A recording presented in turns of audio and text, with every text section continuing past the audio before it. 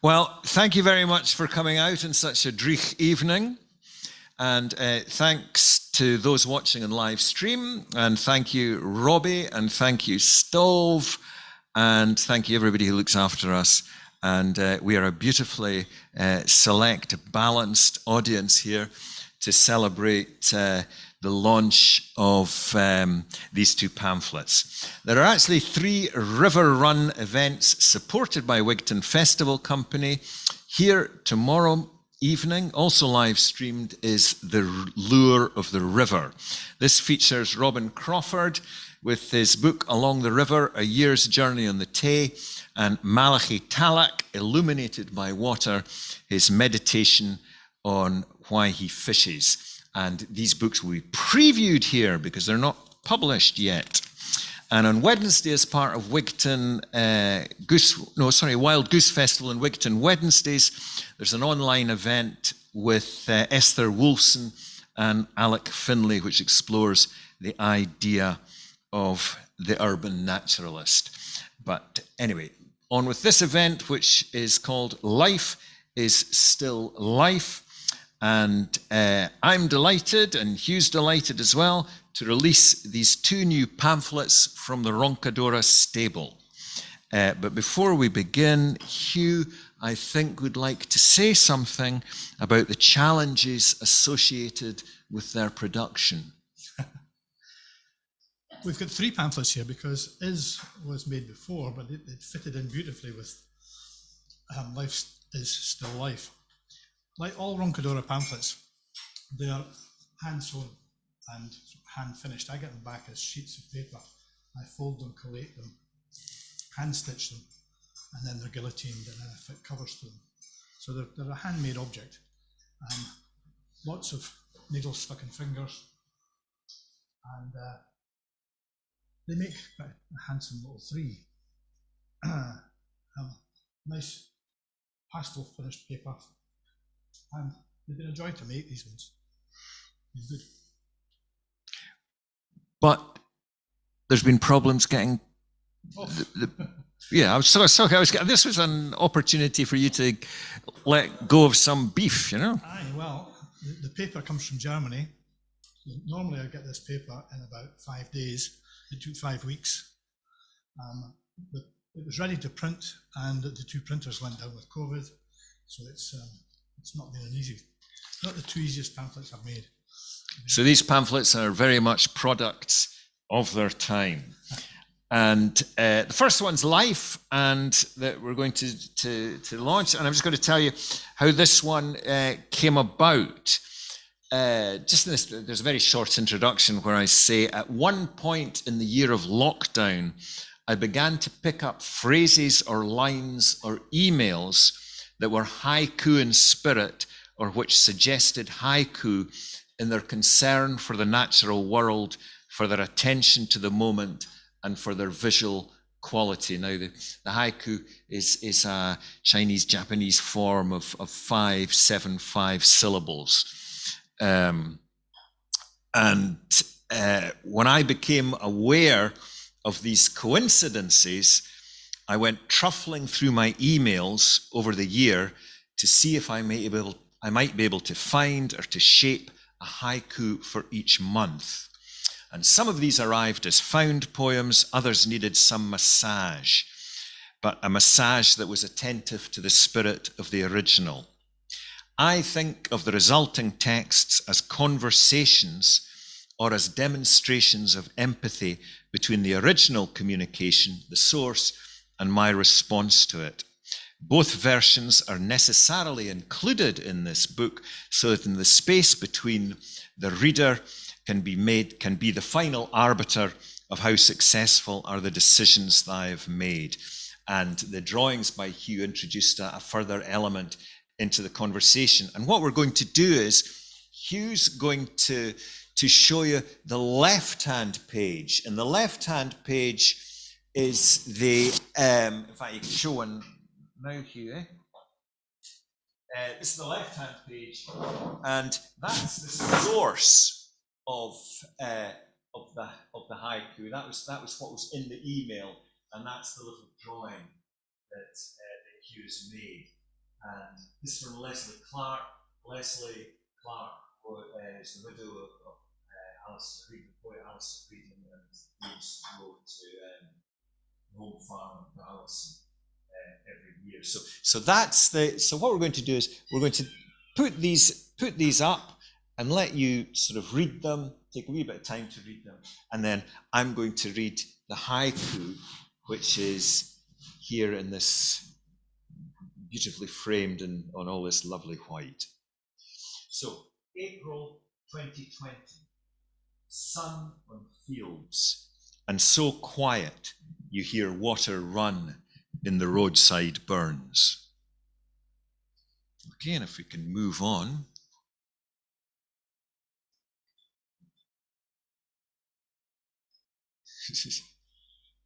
Excuse me, late arrivals. I'll just come in to do a stay.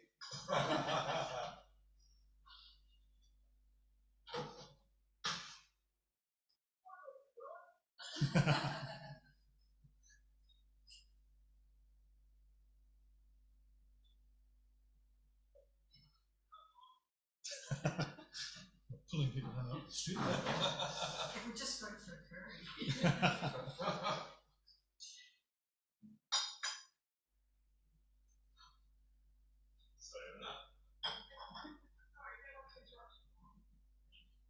He wasn't going to let you escape. Trying to sneak away there.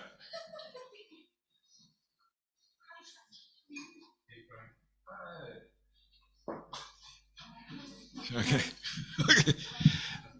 This is all being live streamed.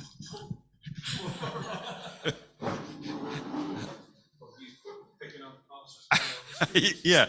Well, yeah, that's. Anyway, I've just been explaining the way this works. What we're doing is we're showing the left-hand page of the pamphlet, and this is the source of the haiku that I've shaped from it. So this is May 2020.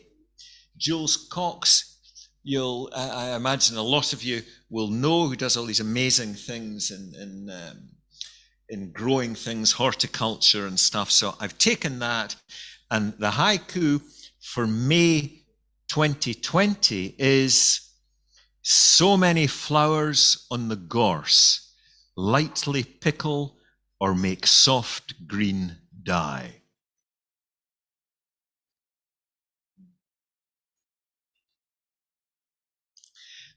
This is an email from Stuart Conn, the poet in Edinburgh, and this is one of the ones I didn't have to do an awful lot to. This is June 2020. The fledgling coal tits in our cherry tree, chirpless, hang out their wings to dry.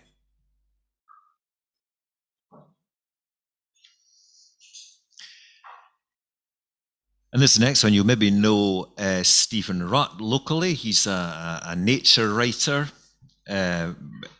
He's written a lot about about Wigton, the sort of salt flats there, and he's written about a book about the geese as well. So this is what I received from him. July 2020. Hark the slender-billed curlew, if you want to hear a ghost this morning.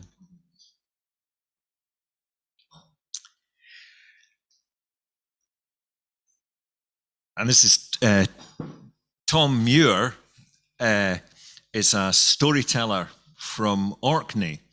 And last year, the Wild Goose Festival had a reciprocal arrangement where we sent them something online for them to watch, and they did this beautiful film of storytelling around the coast of Orkney. And Tom Muir sent me this. And Rackwick means a lot to me. Rackwick was at one point, it was the last place that was inhabited in Hoy. The family who had the croft, 2 children died, drowned in the burn at the back. Anyway, Rackwick, and I stayed in it many, many years ago. August 2020. An otter kit shorn from his mum, seeking shelter, squeaks at my wife's foot.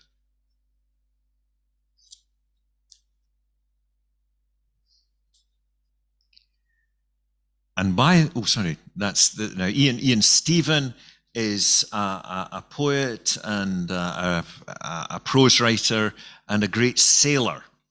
And he lives in Stornoway, and he took part in the festival last year. He took part in the final event, storytelling event. So this is September 2020. The swoop of a hen harrier over moorland as I cast a fly. If you watch that hen harrier, it might appear again. If you're interested in fly fishing, that's what Malachi Talak, who's coming here tomorrow night, that's his great thing, fly fishing. Okay. This is from a friend, Susan Tishy. She's a poet and she lives in Colorado, and she sent, you'll remember last year, well, last few years, Colorado's on fire and, the West Coast's on fire. So there's this hen harrier now chasing a wee moosey. October 2020. Nothing grows, no grass, no flowers, no bugs, huge fires, and hundreds of mice.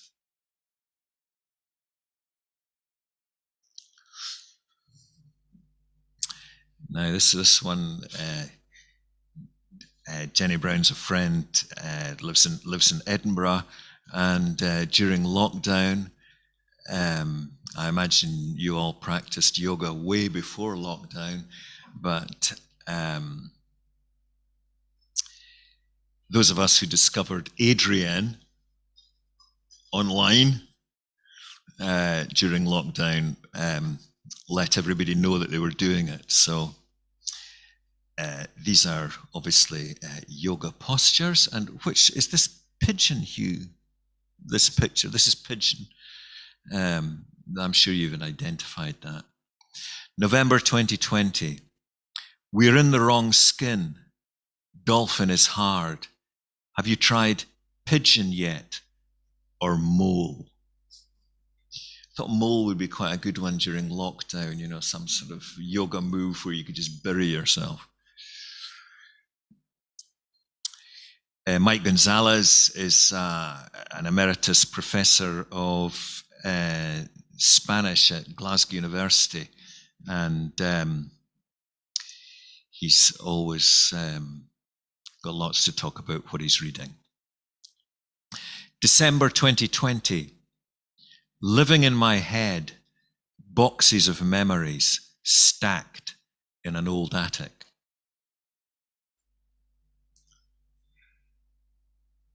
It's a good old friend of mine, Alistair Moffat, who lives in the Borders, and he's got he calls it a farm. It's really a kind of steading thing there with lots of horses. January 2021, out in early dark, dealing with animals, glint of diamonds in the snow. These were one of the ones that they just kind of formed themselves. Patrick Laurie, he's a farmer and a prose writer. You may have seen his wonderful book Native about how he farms outside Dalbeattie. Fabulous book. And this is his February 2021. What news? All well here. First Mavis singing last night on the darkening.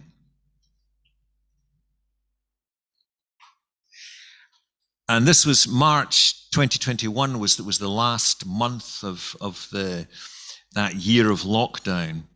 And Kate Hendry lives in Edinburgh, and she'd been quite ill, and she was on her way to health. So I saw the word life there and thought, there's a good title for what this little booklet's about. March 2021, the windows open, builders at the new cafe on the corner, life. And then turn over the last page, and Hugh's done this lovely picture of a busy cafe, just as you are. And so that's life. You want to talk about is? Yes, I'm going to talk. Life up. So I'm going to pause there, and you can do it. Yeah.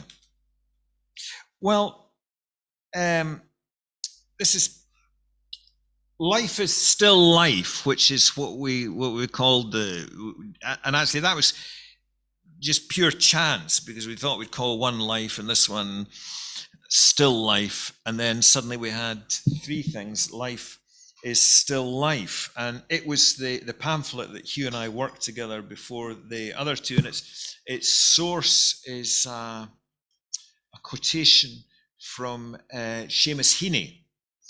The ideal occupation for a poet is the contemplation of the word is.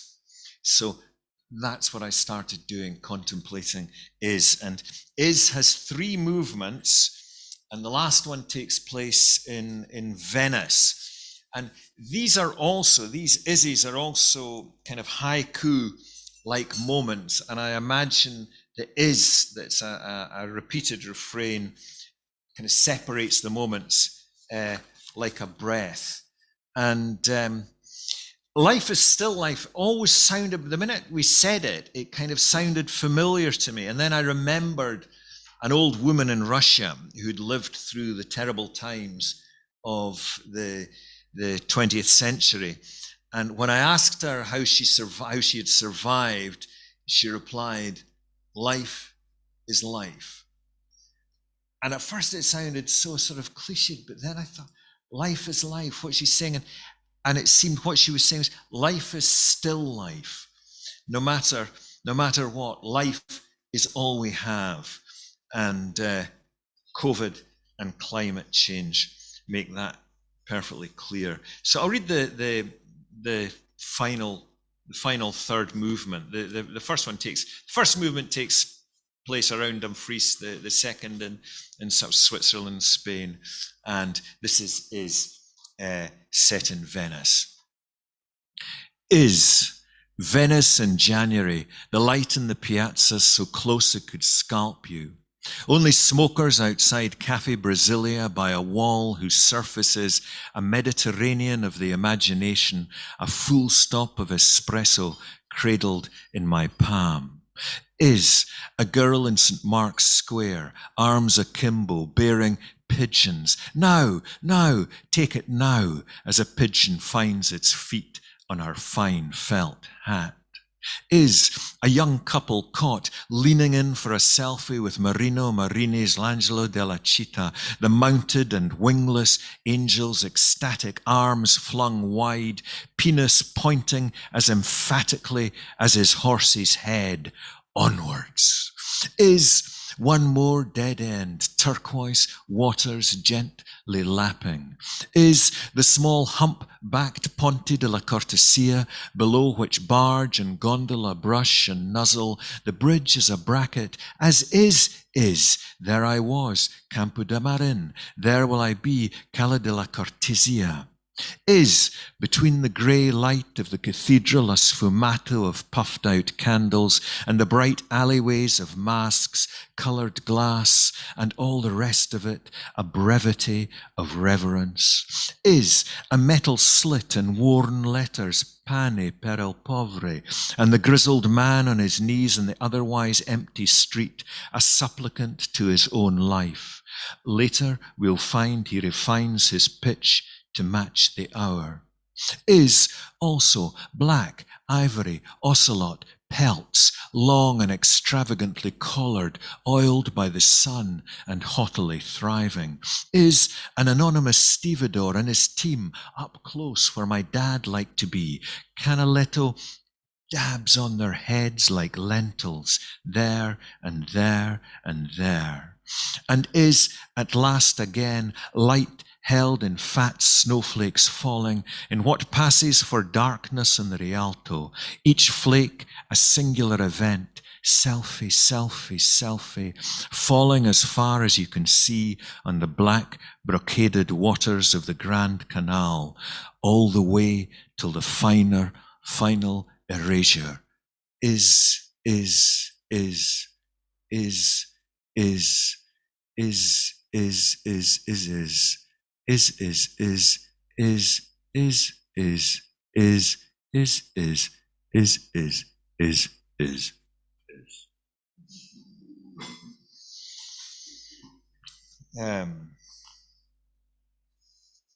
Great. And now still life.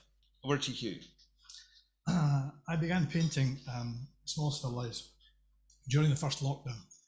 I hadn't painted really for years. I've been doing printmaking and making books, making artist books. But I collected a whole lot of little frames, quite ornate little frames, with the intention at some point of doing some little paintings. And I thought this was the right time. So I hunted out from cupboards and from the house and from the studio lots of little favourite objects. The one that features most is my grandfather's whiskey glass. I've got 3 of these whiskey glasses, maybe a little more about them later, and another little pot inkwell that I dug up as a child. But there's my mother's brown jug in here, and I started picking seasonal flowers. So I started with snowdrops and then moved on to crocuses and then moved on to daffodils and so on. So throughout that year, I was painting flowers from the garden, fruit from the garden where possible, and these favourite objects. In the summertime, I think Tom and Julie were around in the garden and I was showing them the paintings, and I started telling Tom about these objects. They were important. And he said the little stories go really well with the paintings. I started to do the paintings in the old frames, then found I had more, so I started then framing them. I've now moved on from framing them to just having them on a little easel, just as the little board with the little stories written on the back, which I think is quite a nice way of presenting them. And they've gone down quite well. People like the little pictures like that because you hang a painting on a wall, I think you stop seeing it after a while. But if you've got it on a little easel, you can move it about in the house to see it in different places and different lights. So that's how the paintings have come on. And I think I'm up to about 240.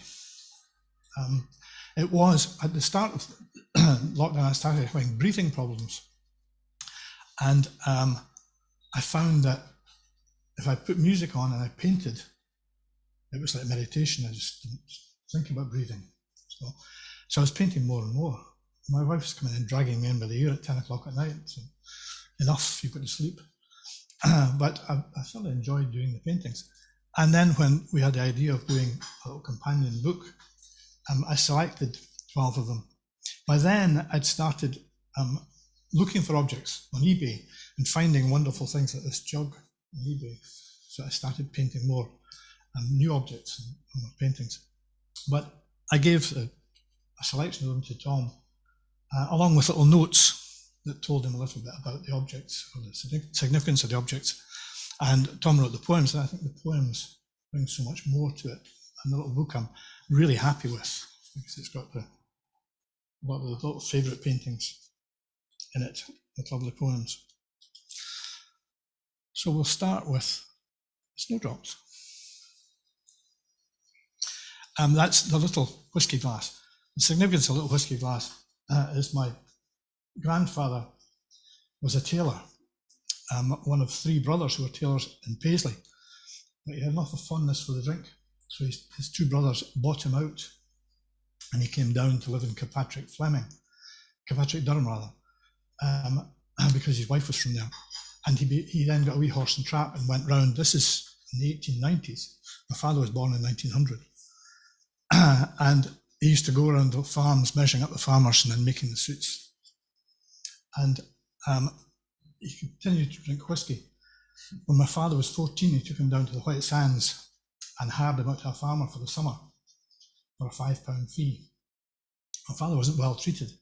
When he got the £5 note, the old white £5 note, and ran home and put it on the table, his father went out and bought a crate of Rabbit's Choice whiskey and was drunk for a week. So I think my father kept these whiskey glasses. My father never touched whiskey. He kept these whiskey glasses as a wee reminder. They used to sit on the mantelpiece, so they used to constantly remind me.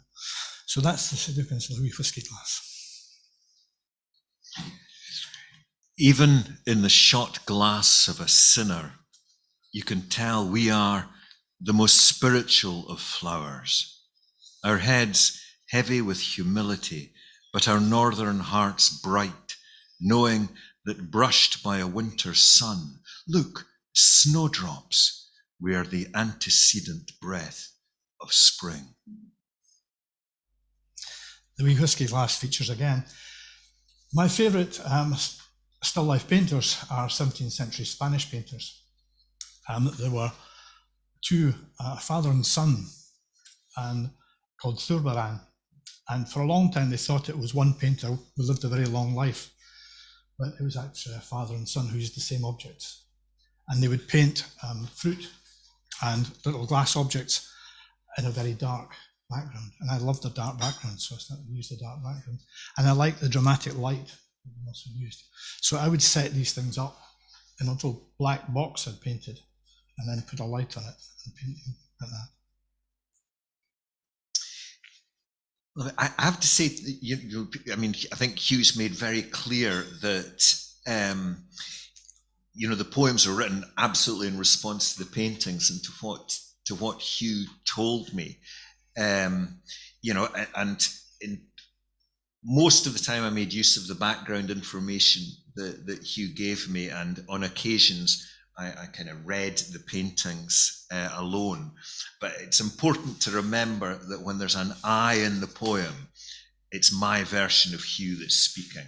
It's not me. And the other thing that I would just like to say is that the poems are completely dependent on the paintings. I made no attempt when I was writing the poems to say, I'd like this to be able to stand as an independent poem or something. So that's why there's no titles. And okay, so. But as I work my way through the 240 paintings, that may change. Just after the snowdrops, the crocuses appear beneath the apple tree. Colour is born. And you can feel too the squat whiskey glass in your fist. The summer of 1914, my father was old as the century. Grandfather hired him to a farm in Dunscore. The £5 fee bought grandfather a case of his favourite Abbott's Choice. His choice to be drunk for a week. My father saved several of the whiskey glasses, but never touched a drop. He might have been pleased with the spiky shadows these crocuses make. And my father features in this one as well. I spent my first 2 years in Durban. My father was an inspector of armaments, and he was in South Africa decommissioning mines on the Cape of Good Hope. And he took my mother to the most expensive tea room in Durban. And he wasn't well pleased with the tea and thought he overcharged, so he pinched the milk jug. And that's it there. Left, they'll carpet a forest floor. Cut, they lean into their short lives, here held in a small blue jug on lengthy loan, 1951, from the tea court of the Playhouse Theatre in Durban. If you're going to pinch a milk jug, my father advised, empty out the milk first.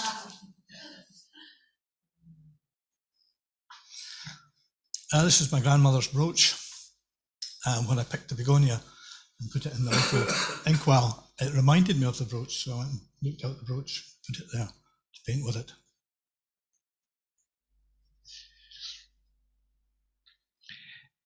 In an old Victorian tip on the Solway shore, we boys found stone ginger jars, lemonade bottles with marbles for stoppers.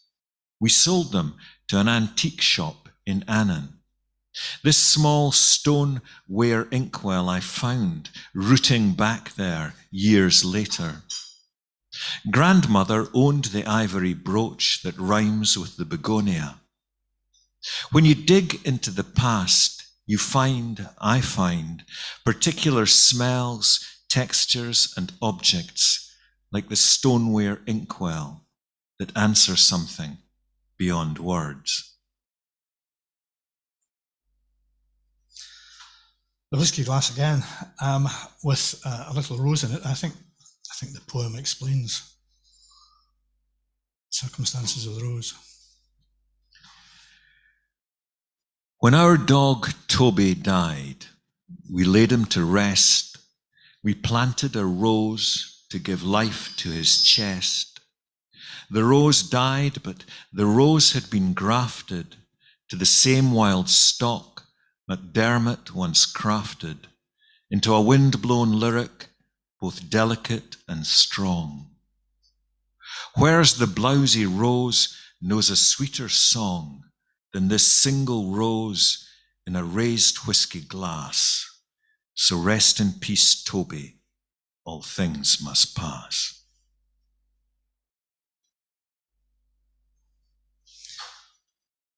The jug I bought on eBay, the flowers I bought for our anniversary, and it made a really nice, and Tom actually acquired the painting.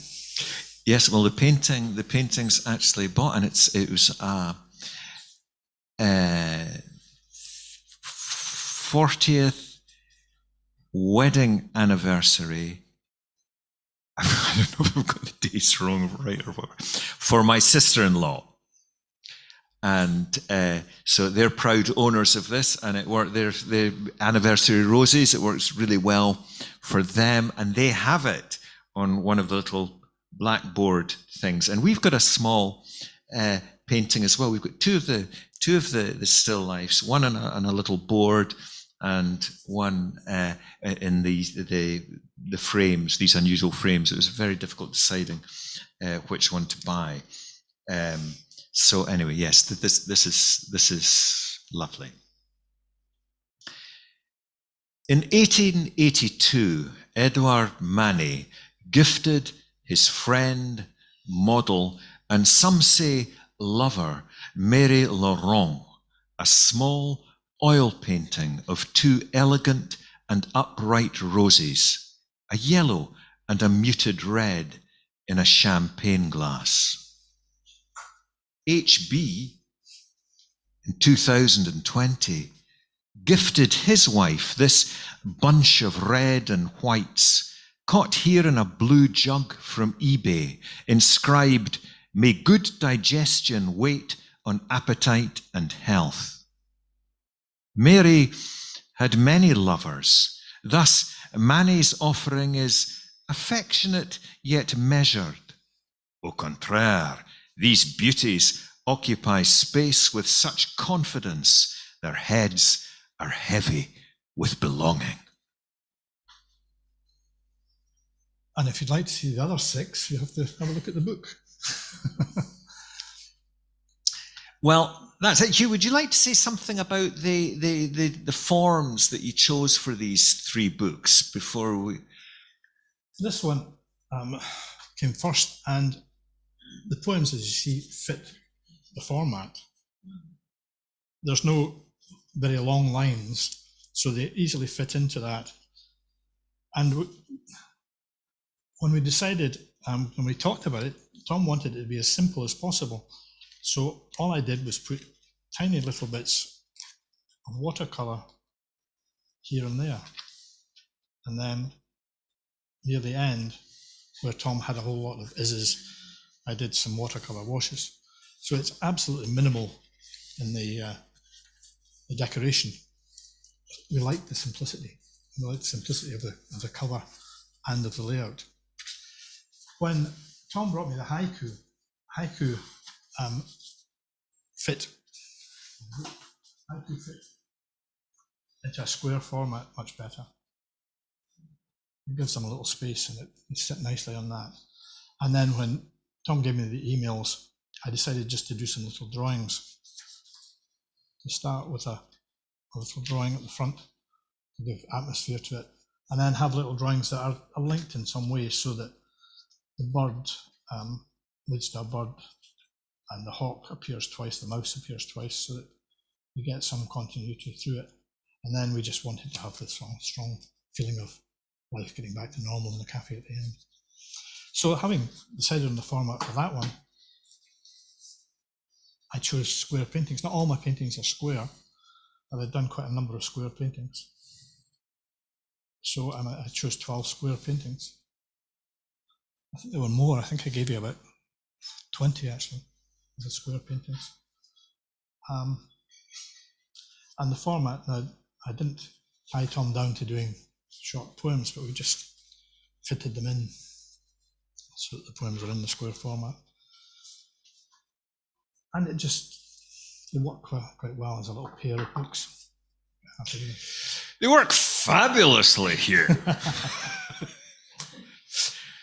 I think, if anybody would like to ask a question, we're open to questions. Can I say, I would just like to say about still life, these are classic still lifes, aren't they, Hugh? Because the like lots of still lifes, life is still life, but lots of still lifes are about death, and that you have the permanent object. You can see that from the whiskey glass. The whiskey glass continues, but the flowers fade and die.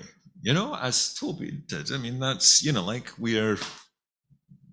That's what happens, and lots of these Spanish still lifes have a kind of memento mori in them, don't they? I showed Ben the book, and he was in tears at the Toby one. Oh. Toby was his dog. Yes. Result? Well, yeah, so not so much a question, just an observation. I think we've all experienced the creative synergy between the pair of you before.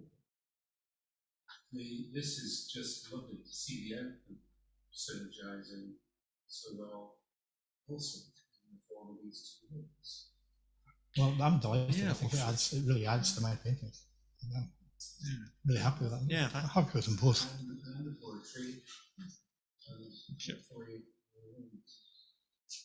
I think they're lovely. Yeah. They're lovely. I think they're that beautiful, a real marriage of form and content. There's something very lean about it, which is very satisfying. Yeah, I hope you got that from our presentation tonight. We sort of said, let's not cram it. Let's give, let it breathe. So. It also gives you something to discover a copy of the book. Great. You are going to sell them to us, then? Yeah. Particularly after Bill said copies.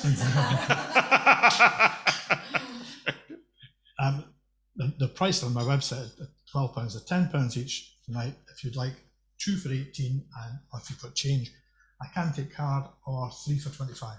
So 10 each, 2 for 18, 3 for 25. So well as a set. You couldn't break it. No. Are all the paintings on the scale of the ones you have there, or are some of them larger? They're all around that size. I worked to 3 standard sizes. The largest is 12 inches square. So I did 12 inches square, 9 inches square, 6 inches square. And I did some that were 12 by 9 or 6 by 9. But I was working to pretty standard sizes, so that because I wanted to hand finish the frames, so I'd just go and get the frames plain from the framer, and then when I was doing the painting, I would start using the colours in the painting in the frame. So I've got a little stock of. Person who paints for her frames. Rather than the other way around. The first ones were in unusual frames. They were ornate carved frames, Indian frames and things like that I picked up. But once I got to that, I stuck to a certain format, which is interesting because I did a pop-up gallery across the road, and the paintings, because they were standard sizes, all fitted onto a 2 metre by 1 metre square panel, which I hung in the window, and they look really interesting all together. I have to say, during lockdown, during all the time of lockdown, or sort of post-lockdown, all this sort of terrible time, and I knew Hugh had some sort of health, but sort of breathing and stuff. But whenever I phone him up and say, "So Hugh, how are you?" "I'm painting." "I'm painting." It's been quite refreshing doing the books. I've done these 2 books and another very complicated book, which is an artist book with a graveyard. And I asked 32 poets to write a poem about a dead Scotsman on the graveyard. And put it together. The book's called Dead Good Scots. And it almost killed me because it ended up being a 76-page book. So all these are a delight to stitch. It's saddle stitch and do that. I had to learn kettle stitch and stitch 5 signatures together for each of these books with a deadline for books and book festivals. The other thing that I know about Hugh's intimate knowledge of Hugh's working methods is that he selects music for each pamphlet. So each pamphlet is a sort of dedicated music as he stitches, and that, of course, is fed in to the, subliminally. Subliminal, yeah. But if we buy them online, is there a soundtrack to go with it? No. I was launching a book in Edinburgh, and Ian Rankin was there, and it was a book of Irish poems by an Irish friend. And I said, I stitched half of them listening to Van Morrison, and half of them listening to Paul Brady. And he said, "Can you tell the difference?" And I said, "Actually, yes, I changed the colour of thread. It's blue thread, Van Morrison, and black thread." So he said, "I want a Van Morrison one." You'll open it and listen. Is it still nice all flowers in them? Is that still like pastel flowers? No,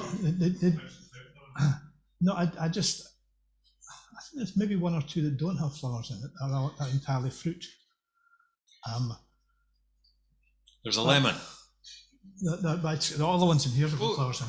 All the ones in here have flowers. But I've got one of my other favourite paintings is the Caravaggio still life of a basket of fruit, and I'm always trying to get somewhere near that. So, and there's a couple of them that are just baskets of fruit, and there's another one that's just lemons, I think. But all these ones, well, apart from that one, which is not sort of fruit, it's just berries and haws collected out on a walk. And there's tulips in there as well. Which ones I didn't show? Grapes and. So your first painting on dark background, like you said, you quite like that, and I think especially the verse with it, I like you to pick it up on Stu. You started because you're looking at it and you're not thinking about the background in a picture, like looking at it and see things going on. You're just looking at the object like that. That was the real. Did you have an idea, or at what point in the process did you think you look at the verse with it?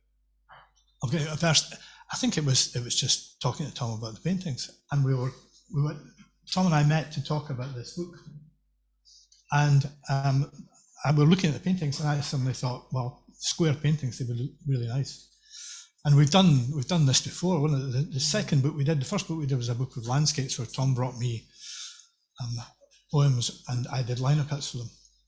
And then I took 4 dry point etchings, 5 dry point etchings, and gave them to Tom and asked him for sonnets. So we'd done that before, so I thought another chance to get my own back. I think as you were showing me, you were just showing me what you've been doing, and you were telling me the wee stories, and you were telling me about the grandfather's, the whiskey glass. And I thought, that's a great wee story. And I said, you should have these wee, like a wee story, an exhibition, so that people could go around and look at the painting and look at and then we sort of carried on from there. Yeah, as we do. Great. I was going to ask, just in relation to what you were saying, Sarah, when you were doing all these 240, was the 240th painting different from the first one? And in what way? I mean, what, I if think you're they got, doing... they got tighter. Right. They got, like that one, when I first started, the first one was one flower and a tangerine. Right. So they got more elaborate, and they have got more elaborate because I started buying things on eBay, like little cloissonné jugs and things like that. So they're getting more intricate. Right. But having had this break of doing nothing but books for a while, when I go back to the painting, it might change. I still really enjoy the format of taking the objects, putting them in a black box, lighting them, and then just sitting and painting. I'm wondering if you got all these sort of like these things. As you enjoyed this cloissonné jug, here's another. We have other suggestions for you. We finish at 8, so I think thank you very much for coming. We can sign the books, and the books are all numbered in the back. So they're limited editions. I've only made 100 of each, and they're numbered in the back. But if you want them signed also. Signatures are extra. Thank you very much. Just great. Thank you. Thanks, guys. Well, thank you for coming. Thank you for being an audience.